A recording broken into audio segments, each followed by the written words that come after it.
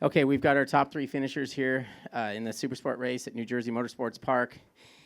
Our winner today, Blake Davis. Second place, Corey Alexander. And third place, PJ Jacobson. We'll get started with PJ. Can we pass him the mic? Thank you.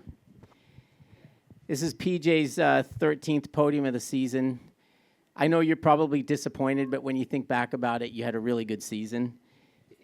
And you had to have known, did you know coming in today that you were facing a pretty tough proposition? Yeah, pretty much, not being negative, but the championship was kind of hard to move forward from COTA when I had that disaster weekend there. So, yeah, just looking back going into Jersey, I was just trying to focus on getting 2 wins here. Fortunately, that didn't happen today. But, it was, Schultz deserved the championship. He rode hard all year. Didn't make any mistakes. Me and my team both made mistakes all year, which cost us the championship, honestly. Just not being, more consistent with the results of getting first and second every single weekend really affected us from not winning the championship. So congrats to the Strack Racing team and Schultz for getting the championship, but we lost it. So.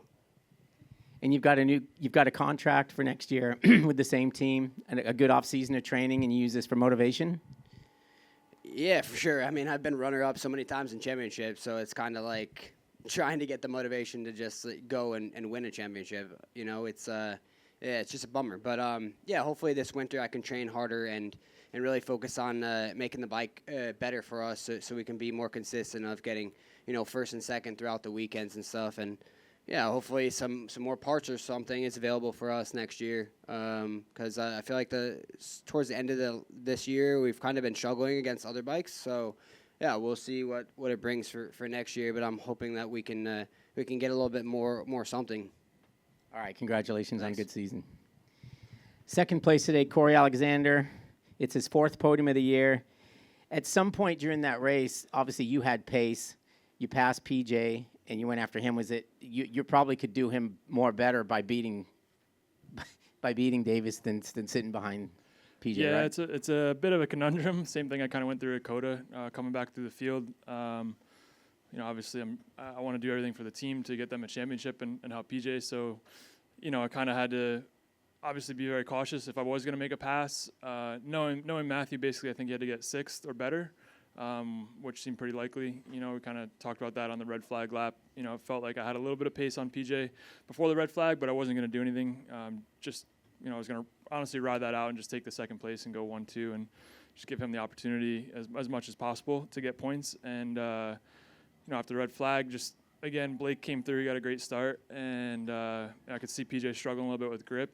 And, again, I wasn't going to make any moves that were, on the edge because I didn't want to risk it. But I got a great run out of the last turn and drafted by him. So I made that move. And I gave him a couple laps when Blake came through to kind of see if he would go with Blake or try to make a move back on Blake. And if he would, then I wasn't going to do anything. So I kind of had to wait a little bit, which made it a little bit frustrating there because I definitely felt like I had the pace to do more than I did. But nonetheless, congrats to Matt on getting the championship. He rode, honestly impressive all year. I didn't expect him to jump off the Superbike and adjust to the 600. Same like me, we're big guys, so it's not that easy. And he didn't really struggle too much other than Atlanta. It was pretty impressive. So hats off to him.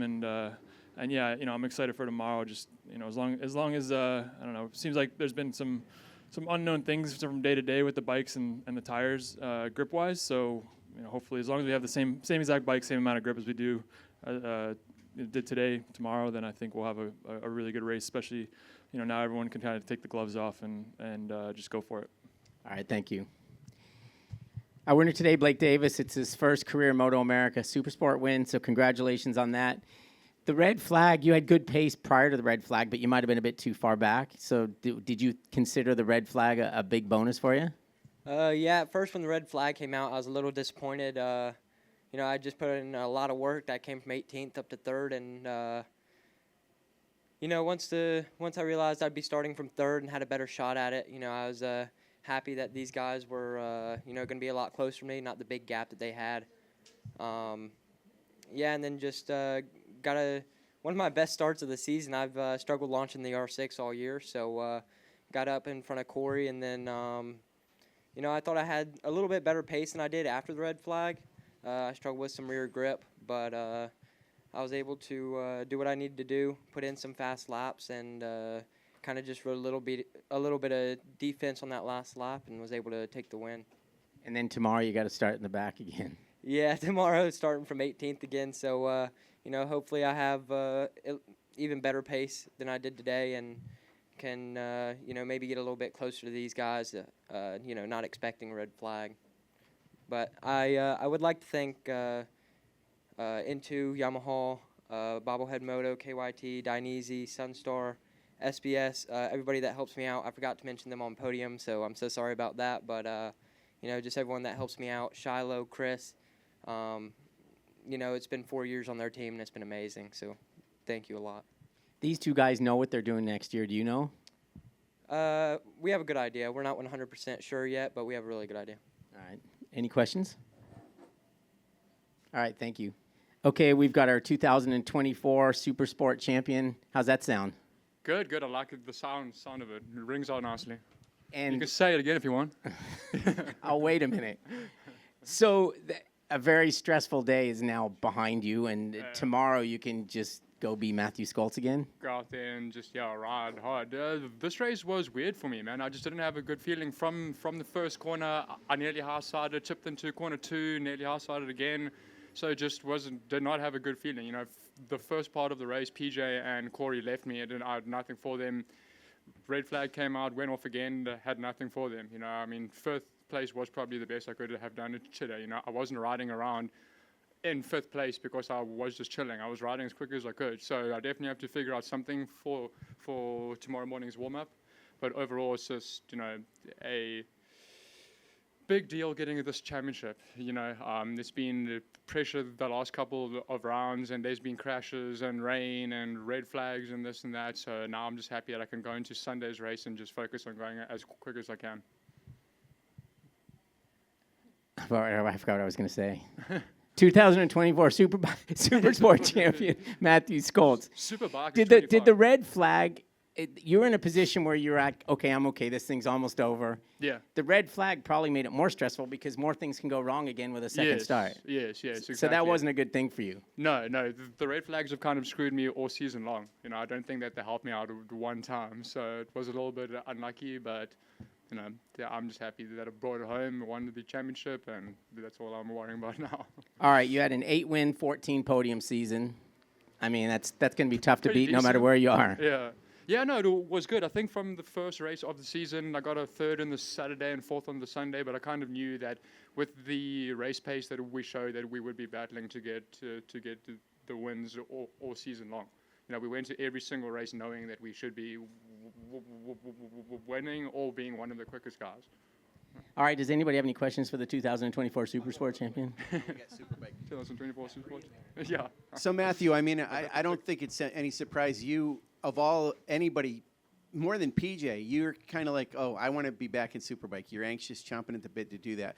But you won this championship, so it obviously means something to you. And you actually got a bunch of wins that have moved you up in the all-time wins in MotoAmerica. So there's a lot of benefits to that. But you still are pining for that Superbike ride. Is that correct? Well, at the start of the season, it was like a known thing that I'm coming down to Supersport because I lost the Superbike ride, and the goal was to win the championship and then to move back up. But the way things have gone, the way the team have developed and spoken about things, and hearing about the progression of the sport in the next 2 or 3 years, it kind of might throw a bit of a spanner into that thought. Because there's a lot of rules and regulations changes coming up soon. I don't know how much the public knows or how much we can actually say, but it definitely has changed my whole thought process about whether Superbike or Supersport or whatever else. At this stage, I don't have anything concrete yet. I'm speaking to different people. Obviously Peter Strack is the first one. He gave me, another chance at this deal. So, obviously he gets the first pick, but at this stage, I don't have anything set, and I'm just want to just be racing here again, part of the MotoAmerica Championship. Yeah, and real quick, so Tom, I know Tom Halverson seemed pretty happy to congratulate you, and it means a lot to that brand. You've been continuing to race Yamahas, so the fact that you've won 2 championships for Yamaha now. That's a big deal for them. You got to be pretty pleased that you've given that to them. Yeah, I think Tom Halverson mentioned on the podium that they won the R6 one in its first year, which I believe was 16, and they won in its final year, the 2024 championship. You know, when I say final year, I'm not sure what they're bringing out or doing, but Right. yeah, I mean, I was told that, so that's also cool to kind of bring the R6 legacy with the A championship. But overall, you know, kind of starting the season, I thought that we would be way down on power. It wouldn't, you know, jump off the corners as good as some of the other bikes, but the bike handled great. Power was there. So, yeah, I mean, very complete motorbike. Great. Thanks. Okay, we've got two of our top three finishers from today's Steel Commander Superbike race here at New Jersey Motorsports Park. Our winner, Josh Herron, third place, Loris Baz, and we'll get started with Loris. It's his third podium on the year. You led early in the race. Is it tough to be in the position of racing at the front when your teammate's racing for the championship, or did you feel pretty comfortable? Well, at the beginning I was comfortable. That was more was trying to understand what was the grip condition first time with the dry condition. So we went out and I saw, fortunately I had a bad start and I could see everyone struggling in entry a lot. Bobby almost high side, Peterson, Forrest, and I was like, oh, that's something strange. So I was trying to figure out, but then I wanted to be in the lead and try to not go too fast and too hard on the rear tire because I didn't know what to expect from the tire life. And yeah, it was just, that race went on quick, to be honest. Then I saw Josh coming by and I was like, okay, now things change. I wanted to stay behind him and like Fong, but Fong was really like close to him. So I was just trying not to think too much, but at the same time thinking a lot. And I could see him looking behind and I was like, oh, that's, he's just trying to think as much as me. But then, yeah, 4 laps to the end, 5 laps to the end, I look behind, I never do that. And I saw it was Bobby, so I just try. I know he's not someone crazy that's going to dive bomb and make 3 guys crash, but I was like, okay, let's just try to give us a small gap to Fong so he doesn't dive to go for Josh, you know. And the last 3 laps, then I pushed again, just so I was not in a position to be attacked, because I was not going to try anything crazy on Josh, to be honest. I just want to say that I'm so happy and so proud of him. I never thought I could be happy for a teammate winning a championship or kicking my ass like this all season, but I'm really happy and proud of him. Tomorrow we take the gloves off and you can do whatever you want. Yeah. I mean, I also want to thanks a lot Ducati, Warhorse, HSBK for the opportunity they gave me this year, all the sponsors from the team, all my personal sponsors. But, you know, I was here at the beginning of this project. I know how much it means, and I love every single person in that team and in Ducati. And that's the brand I grew up dreaming of, and I'm so proud riding for them. So I hope I can be here next year. I just feel like we are improving a lot every race and getting closer to where I need to be. Bobby and Josh and even Fong have been raising the level so high this year, and it's going really fast. So yeah, I mean, I'm happy. We had a lot of issue in Austin, and I was really bummed after that race. And the guys did a really good job. I had a good help from his crew chief to help me with the electronic for here. So I'm just happy and proud, and now I will let the champion talk. Okay, our 2024 MotoAmerica Superbike champion, Josh Herron. I remember when you won the first championship, and we were at Laguna Seca, and it was completely different. You were almost apologetic for winning, and it was almost like it was good, but it was sad. Like I honestly felt bad for you because you probably felt like you maybe didn't deserve it or whatever was going through your mind. This has got to be 100% better and totally different than those feelings back then. Is that correct? Yeah, 100%. I mean, at the end of the day, you look in the record books, it says my name there, but in my mind, I didn't earn it. So, and as much as people think that that's not the right way to think, that's just how I think, and it is what it is. So it was for sure a huge motivation these last 11 years to get back to this spot and to do what we were able to do this year. But, you know, I think that this was the biggest team effort I've ever, seen in my career for sure. These guys, like I've said all year, I don't need to get into it, but it's family, and like Laura said, it's something special that I really hope stays the same for next year. I think Loris is going to continue to make a big step next year, just like I did by being on the same bike for 2 years. A lot of people say, oh, yeah, but he had the year in 21, but it's not the same bike, and it's not the same when you're not here 2 years in a row. So all of the past champions that we've seen have, they've been the way they are because they have multiple years with their team, and this is the best team I've ever rode with. It's special, and, I hope to continue with them as long as I possibly can. And I was hoping that today I could just get a top 10 and wrap it up, and I, honest to God, was not trying to like mess with anybody's heads by You being up fibbed there. with us. You fibbed. You Yeah. told us a little fib there. Yeah, the beginning, it was getting hectic. I was like, wow, everybody's all over the place, and I was just trying to be relaxed and calm, like I talked about, like Bobier did, like just trying to learn from that over the years and just be calm at the beginning, even when things aren't going your way. And I was able to do that today, and then put my head down and start picking them away, and I just felt so comfortable, and it looked like everybody else was so uncomfortable. And I told myself, all right, if I can get to – when I was in the lead, I saw Bobby behind me, and I just didn't want to take any chances with him being there. So I let him go by on the straight. I thought he was going to go by on the left, but he went by on the right.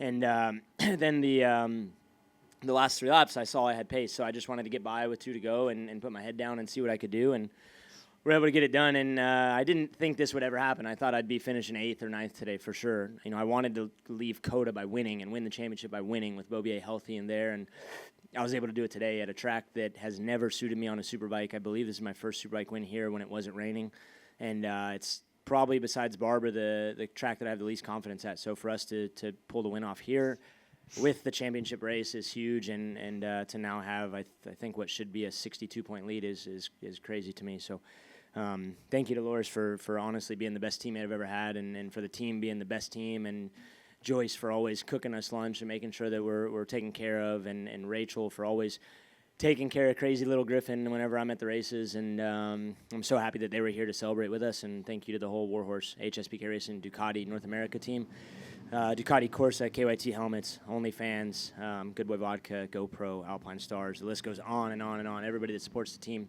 thank you so much. Thank you to MotoAmerica and everybody involved. So I would imagine tomorrow could be a pretty fun race. I don't know. I might let Kaczynski put my leathers on. I don't know if that's allowed, but I'd rather have that than race in the rain tomorrow when I don't have anything at stake.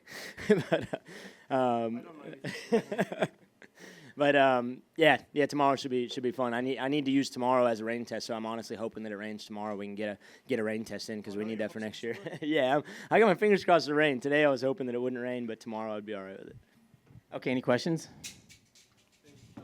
You alluded to your haters. You want to talk directly to them? Hey, I mean, it's all right. It's everybody in this room and in this paddock knows that Richard Stamboli and his buddy have not been nice to me over the years, and maybe it's for something I said. I mean, it doesn't matter. At the end of the day, Richard did a lot for me a couple years, and I know that sometimes, you just get the wrong person by your side, and it makes you say things maybe you shouldn't say. I've definitely said a lot of things I shouldn't have said in the past, but I was able to use that as fuel for my fire. So he helped me again the last 2 years, even though he didn't know it. So, I wish the best for him and everybody else. I'm just happy that this was able to happen. So, yeah, and cheers to you for your 25 years with the road racing world. We'll miss you here. Thanks, guys. So basically, your 2 championships are pretty much a third of your life apart. So obviously, you're a different guy than you were from them. Can you talk about how you feel? Obviously, you're a family man now, so totally different. It must be a totally different experience for you. Yeah, it's a completely different scenario. I've got the right people around me, and that's the biggest difference. I mean, honestly, I never ever. I was hoping for it, but I never would have thought that I'd be back in this position with some of the years that I had and the teams that I was on. And the teams that I was on were always giving me the best that they could do, but it's just reality. And sometimes we didn't have the best bike or the most money. And so I never there was probably a 5% in my head that thought that I would be here again, and especially earning it like this time and not, I would have thought it was the other way around, getting it like this in 13, but maybe having it handed a little bit in 24. But yeah, to be 11 years apart and be 34 years old, to be winning Superbike races and have Matt Mladen here tell me I got plenty more years of fighting like this is a huge inspiration, and it's means the world. I know I maybe don't look like I'm super excited, but I've had a really exciting year, and Yeah. Okay, guys, thanks. All right, we've got our top 3 finishers from today's Mission King of the Baggers race here at New Jersey Motorsports Park. Our winner, Rocco Landers, second place, Troy Herfoss, and third place, Kyle Wyman. We'll get started with Kyle. It's his 13th podium of the year. You came in 2 points ahead, and after today, you're 2 points behind. I think those 2 points, I'm not sure that they mean much because of it's not more or it's not less. So it basically comes down to tomorrow, similar to today. I mean, it's whoever finishes ahead of the other one's going to end up being champion. I think you mentioned on the podium that it had a little issue. Is that something that can be fixed? Yeah, just not in 3 minutes. So, yeah, it's going into the race, I knew I was going to have to get pretty creative, learn basically a chassis that I hadn't ridden. So, yeah, it was tough. I was just trying to get out front because I kind of figured I would be going backwards as everybody learned and figured out what they could do with the conditions. So I got the start of my life.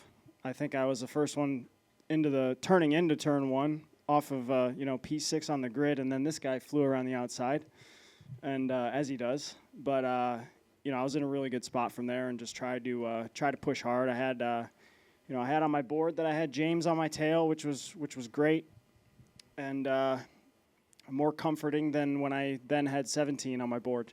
So basically with the problem I had, I couldn't brake. I had to back up a lot of my braking markers just to survive and not lock the front. So it was going to be really hard to defend, especially in turn 1. And yeah, I'm just trying to just put it behind me. We're not really in any different position than we were going into today, and I think that's probably less than both of us want, but probably more than both of us could ask for. I mean, we're going to take this down to one final race, and it's going to be exciting.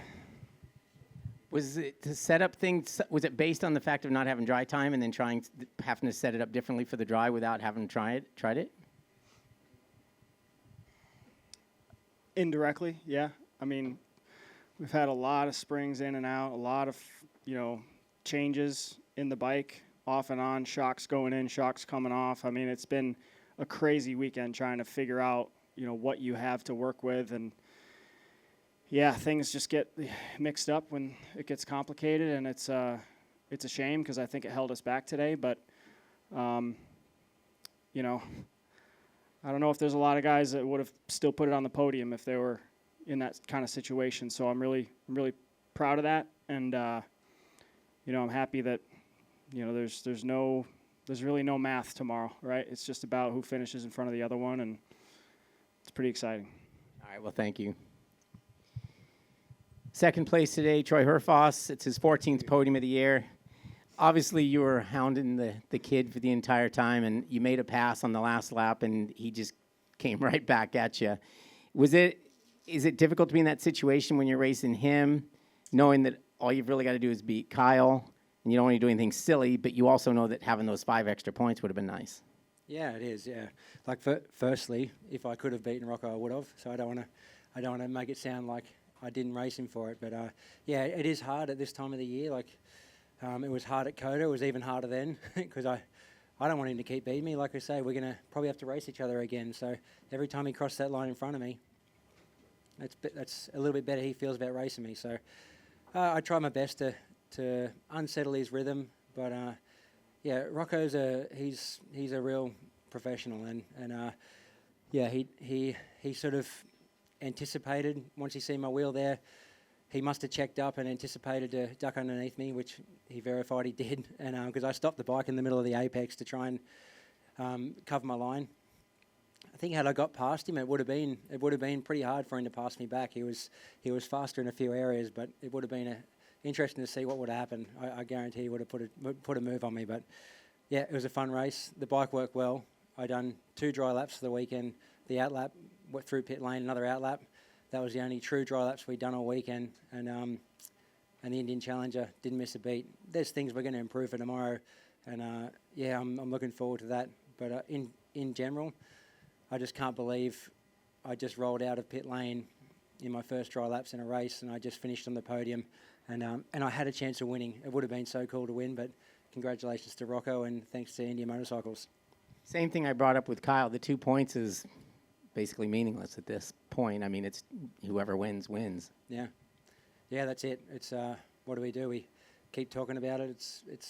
That's what it is. It's just it's a race. I kind of figured it was going to come down to this, actually, come in here. I mean, chances of it being won today were very slim unless somebody made a mistake, so. Yeah, that's right, and anything could have happened today. It was, we had a lot of different weather conditions thrown at us. So, yeah, I think it's a credit to Kyle and I to be on the podium in the heat of a battle, with the pressure on, but yeah, hats off to Rocco. It was a great ride by him. Okay, our winner today, Rocco Landers. It's his second win of his bagger's career. You had a big crash yesterday, and we were actually worried that you'd hurt yourself based on how horrific the crash was. But you bounced back from that. You win today, like these guys were talking about. I don't know if did you just nail your setup even though there wasn't much dry time? Well, it's crazy. I mean, my crew chief's worked so hard, and he's got such a good base setup that we really don't have to tweak the bike a whole lot. So once I went out, I felt like the whole thing, like the track was definitely a bit green. I will say that. I felt worse than I did yesterday in qualifying, even though it was half wet, half dry. And I don't think I really went much faster in that race. But a lot of people will say I tend to override, slide maybe a little bit too much. And normally I disagree, but that race was sketchy as hell. I was sliding everywhere, and I felt like I was kind of on the edge. So we might need to make a few small tweaks just to make the thing hook up a little better. And give us that confidence on corner entry. But I mean, with that being said, it's I've said it a million times. These guys are such an honor to race against. It was an honor at the beginning of the year when they gave me so much advice. They've helped me a lot, helped me grow as a rider, and to be able to battle with them is so sick for me. I really enjoy it. It's like a dream. But yeah, like the first lap. Mike Kyle said he got a super insane start, and I think something happened with maybe him or one of the other guys, because I just had like a completely clear open line that I was able to just kind of roll and put me in a good position. And that kind of set me up to just kind of run my own race. I felt like there was a small issue, like just kind of an unrelated little technical issue, and it was one of those things that like if it gets worse, it's going to be real bad. But it didn't really affect the way I was riding too much.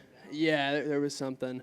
But I just waited a couple laps. I was a little tentative because I was afraid something was going to happen. And then mid-race or so, I really felt like it wasn't going to get any worse. So I was able to really lay down the heaters that I wanted to heat, or wanted to, I guess, lay down. But yeah, I mean, obviously, you can never expect anything when racing against either Kyle or Troy. And I figured he was going to throw a shot. I just had no idea where. And he made that shot in turn one, and I was barely able to get back past. It's just maybe track knowledge. I've been here several times, so. But yeah, I mean, yeah, that was just a good race. That's how you want races to go. It's always fun to have a little battle. Let's try to repeat this tomorrow. That's all I can say. And yeah. Do you worry about knocking one of these guys down, or you don't think about that? I'm not going to do that to either of them because they're both fighting for a championship, and that would be a really, really, really mean thing to do, and I don't want to do that. Also, if it's up to you, would you like to come back and race baggers next year? I mean, we'll just have to see how the pieces fall. I don't really don't have anything concrete at the moment, so we'll just have to see in the next couple months and see what opportunities fall into my plate. Okay, any questions? Rocco, so last weekend, well, a couple weekends ago at COTA, I mean, we know you were disappointed about the Twins Cup Championship. You wanted to win that. But now that with what you're doing in baggers, is that kind of in the rearview mirror? I mean, are you over that at this point? Yeah, it was just a rough weekend all in all. We had a lot of things could have changed that can definitely, or a lot of things went wrong that contributed to that. Just some miscalculations on my part and set up and just some small things. It's unfortunate. Definitely wanted to win that championship, but I feel that the baggers was maybe a little bit higher level than the Twins, and I was riding the hell out of that Twins bike all year. It was underpowered, and the team, like, we started with a street bike, and the team worked so hard, and they made it into a race bike that won MotoAmerica races, and I got my 50th win on that bike, so it's something that I kind of will always remember. But yeah, we'll just see. We'll see what happens in the future. Thank you.